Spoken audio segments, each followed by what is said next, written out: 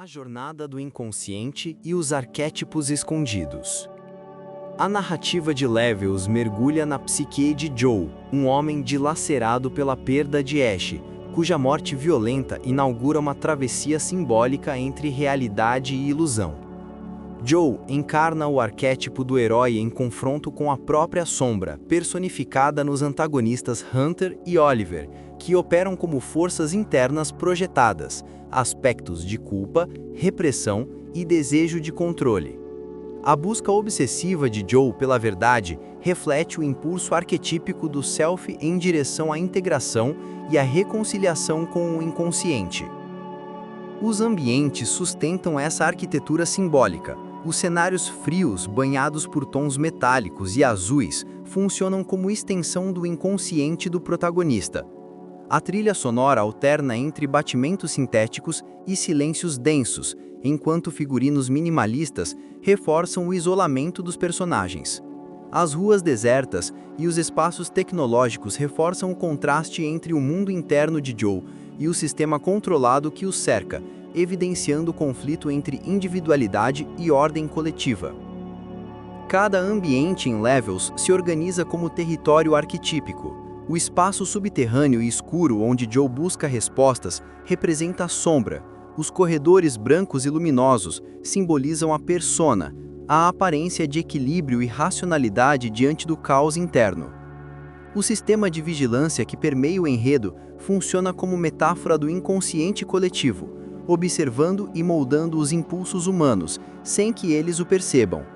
Ash, como lembrança e figura espiritual, encarna o arquétipo da ânima, guia emocional e força integradora.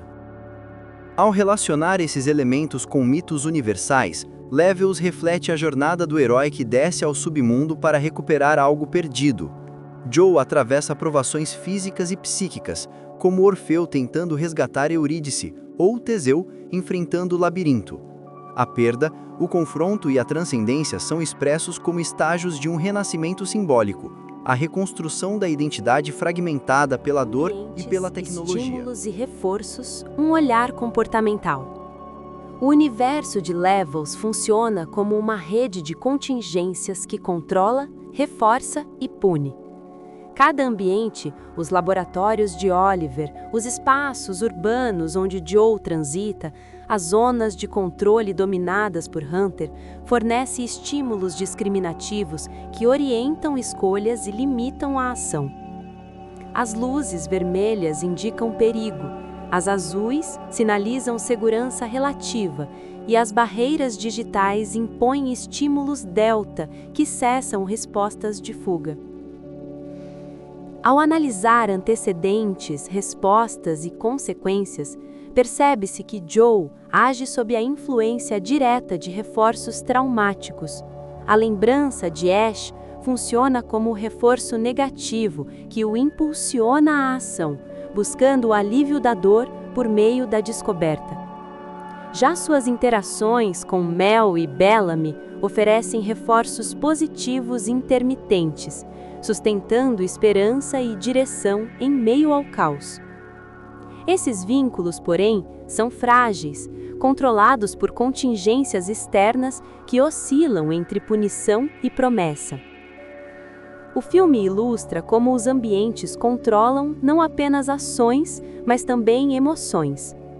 O espaço tecnológico de Oliver estabelece punições sutis, vigilância, isolamento, perda de autonomia, que mantêm todos os personagens sob controle.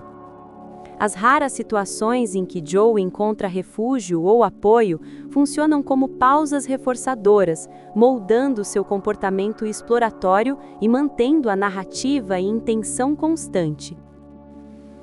Os ambientes de Levels remetem a contextos distópicos reais, em que a tecnologia se torna instrumento de controle social. A vigilância, a coleta de dados e a manipulação da percepção são contingências equivalentes às de sociedades contemporâneas. O comportamento de Joe espelha indivíduos que, sob estímulos culturais e políticos de vigilância, resistem e tentam preservar a agência. O contra-controle emerge nas ações de Joe e Mel, quando desobedecem ordens e exploram brechas no sistema. Suas escolhas mostram que, até dentro de estruturas rígidas, há possibilidade de resistência.